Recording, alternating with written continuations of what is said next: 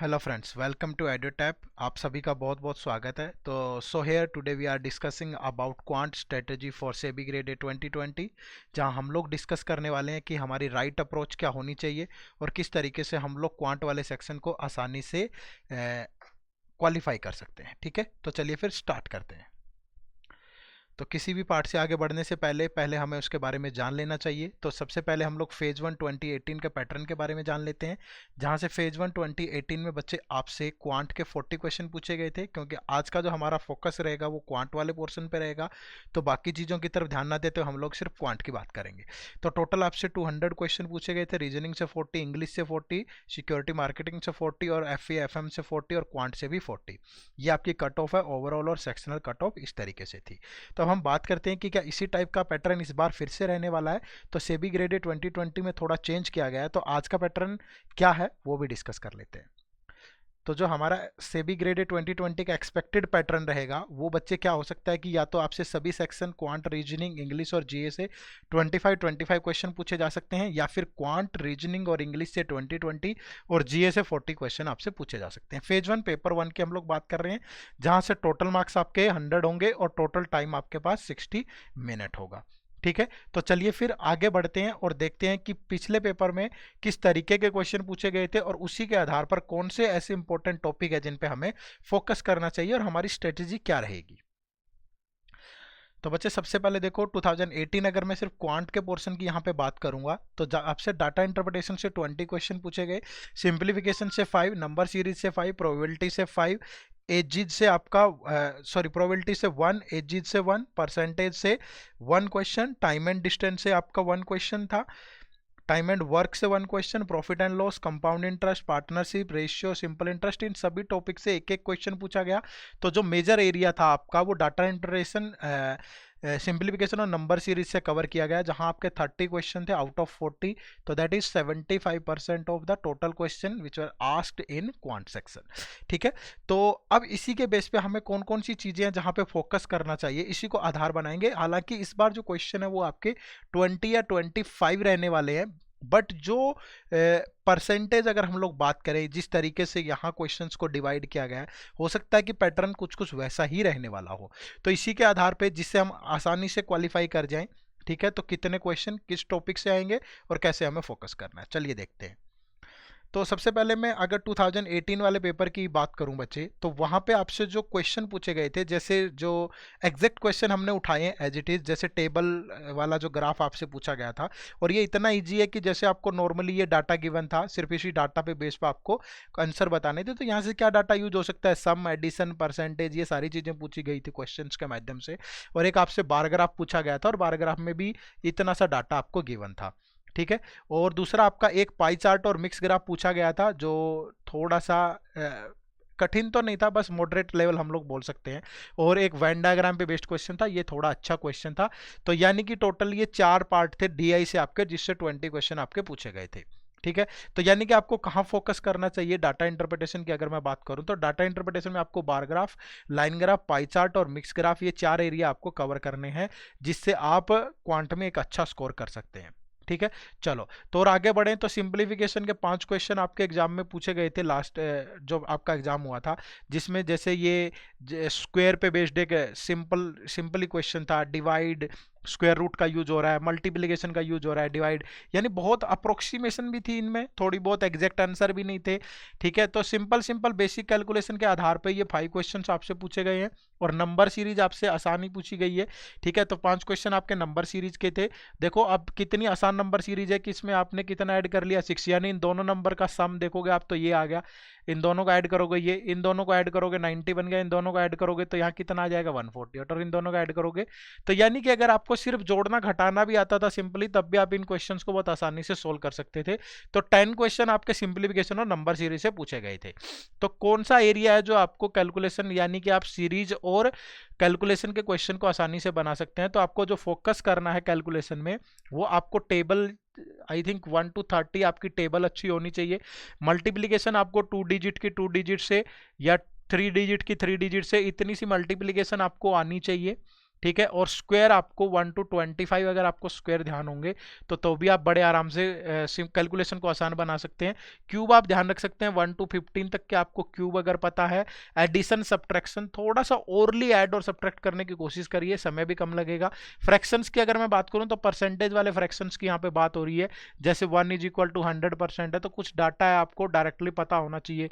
1/2 50% होता है, 1/10 10% होता है, 1/4 25% होता है। तो इस टाइप का इजी डाटा आपको पता होगा तो आप उसको आसानी से सिंप्लीफाई कर पाएंगे। तो इस एरिया से आप सिंप्लीफिकेशन और सीरीज के जो क्वेश्चन थे इस पे फोकस करके बड़े आराम से बना सकते हैं। नेक्स्ट अगर मैं बात करूं बच्चे तो और कौन कौन सी चीजें हैं जो क्वेश्चन आपके एग्जाम में पूछे गए थे, ये सारे क्वेश्चन हैं। ठीक है, जैसे पहला क्वेश्चन है, there are 3 Pathan brothers, Yusuf Pathan, Irfan Pathan and Saddam Pathan, तो sum of the square of their ages से बहुत देखो इजी क्वेश्चन है। नेक्स्ट की अगर बात करेंगे तो 40% of family income food and 50, तो ये भी परसेंटेज से है, बहुत आसान क्वेश्चन है। नेक्स्ट में आपका ये रेशियो पे बेस्ड क्वेश्चन है, ये प्रोबेबिलिटी पे बेस्ड क्वेश्चन है। नेक्स्ट आपका ये बस इज रनिंग विद ये टाइम एंड डिस्टेंस पे बेस्ड क्वेश्चन था, बहुत इजी है। ये आपका टाइम एंड वर्क पे बेस्ड क्वेश्चन है। ये आपका प्रॉफिट एंड लॉस पे है। ये आपका कंपाउंड इंटरेस्ट पे है। ये आपका पार्टनरशिप पे बेस्ड क्वेश्चन है। ये आपका रेशियो पे है और ये आपका सिंपल इंटरेस्ट पे बेस्ड क्वेश्चन है। तो एक एक क्वेश्चन सभी से पूछा गया था। इन क्वेश्चंस को आप थोड़ा सा पढ़ के आप अंदाजा लगा सकते हैं कि किस तरीके से इन क्वेश्चंस को आप आसानी से बना पाएंगे। अगर मैं बात करूं कि कौन से ऐसे टॉपिक है, कुछ बच्चे जिनका क्वांट अच्छा है उनके लिए तो सजेशन हमारा यही रहेगा कि आप ज़्यादा से ज़्यादा प्रैक्टिस करिए, आप अच्छा स्कोर कर सकते हैं बड़े आराम से। बट जिन लोगों को लगता है कि मेरा बिल्कुल ही वीक है, मैं नहीं कर सकता, तो उन लोगों को मिनिमम इनपुट से मैक्सिमम आउटपुट कैसे निकालनी है, थोड़ा सा स्ट्रेटेजिकली वर्क कैसे करना है, तो उसको थोड़ा 2-4 टॉपिक को ढंग से पढ़ना है। जैसे एक परसेंटेज टॉपिक है, आप इसको पढ़िए और इस परसेंटेज टॉपिक से आपका एक तो ज़्यादा यूज होगा डीआई में, डाटा इंटरप्रिटेशन के क्वेश्चन बनाने में आपको आसानी रहेगी। सिंप्लीफिकेशन में परसेंटेज यूज हो रहा है आपका। Profit and loss, simple interest, compound interest, यानी एक चैप्टर से परसेंटेज खुद से भी 1 या 2 क्वेश्चन आपके एग्जाम में पूछ लेता है। तो यानी कि एक परसेंटेज टॉपिक के बेसिक पार्ट को जान करके आप इतने सारे टॉपिक्स को बड़े आराम से कवर कर सकते हैं, जो आपके लिए बहुत यूजफुल होगा। ध्यान रखिए, कैलकुलेशन में, सिंप्लीफिकेशन में और डाटा इंटरप्रिटेशन में ही परसेंटेज का लगभग हर एक क्वेश्चन में यूज होता है। तो जो बेसिक कैलकुलेशन है, जैसे 15% ऑफ 400 निकालना, जैसे 37.5% ऑफ 800 निकालना, ट्राई करिए कि इनको आप ओरली कर पाए। जैसे इसको आप तोड़ सकते हैं, 15% प्लस 12.5%, 25% का मतलब होता है इसका 1/4, यानी ये 200 हो गया। तो इसका मतलब होता है 1/8, तो ये 100 हो गया, तो दैट इज 300। इस तरीके से थोड़ा सा बारीकी से करने की कोशिश करिए, तो कॉन्फिडेंस भी बढ़ेगा और रियली वो आपके एग्जाम में आपकी हेल्प करेगा। नेक्स्ट जो है, एक टॉपिक आपको पढ़ना है, ज़्यादा फोकस करना है, जिस पे रेशियो एंड प्रोपोर्शन। अब रेशियो एंड प्रोपोर्शन का यूज कहाँ कहाँ हो सकता है, लेकिन अगर आप इसको बेसिक से पढ़ेंगे, सारे जो कंसेप्ट है उनको जान करके आगे बढ़ेंगे, तो डीआई सबसे इंपॉर्टेंट है फिर से, क्योंकि 20 मार्क्स की लास्ट एग्जाम में ही पूछी गई थी, तो यहाँ भी उसका बड़े आराम से आप यूज कर सकते हैं। एजीज वाले चैप्टर में आप बड़े आराम से partnership, time and work, pipe and system, mixture, time and distance, trains, boats और रेशियो एंड प्रोपोर्शन से खुद से भी 1 या 2 क्वेश्चन आपके एग्जाम में पूछ लेता है। तो इन सब चीजों पे आपको काम करके आगे बढ़ना है। तो ये जो टॉपिक है इन पे आप जरूर वर्क करिएगा। अब जो इंपॉर्टेंट एरियाज है जहां आपको वर्क करना है, जिन बच्चों को क्वालिफाई करना है कि मेरा इजीली क्वालिफाई हो जाए, बस कोई मैं रीजनिंग में अच्छा स्कोर कर लूंगा, इंग्लिश में अच्छा स्कोर कर लूंगा या जीए वाले पार्ट में स्कोर कर लूंगा, क्योंकि है तो आपका क्वालिफाइंग नेचर का ही। ठीक है, तो आपको कैलकुलेशन, परसेंटेज, डाटा इंटरप्रिटेशन और ratio and proportion, in 4 parts पे अगर आप फोकस करेंगे तो आप इजीली क्वालिफाई कर जाएंगे। आपको ज़्यादा मेहनत करने की जरूरत नहीं पड़ेगी। क्लियर बच्चे? नेक्स्ट, तो स्ट्रेटजी क्या होनी चाहिए, जो मैंने आपको बताया है, उन 4 चैप्टर को आपको बेसिक से पढ़ना है। ठीक है, हर एक कंसेप्ट को क्लियर करते चलिए।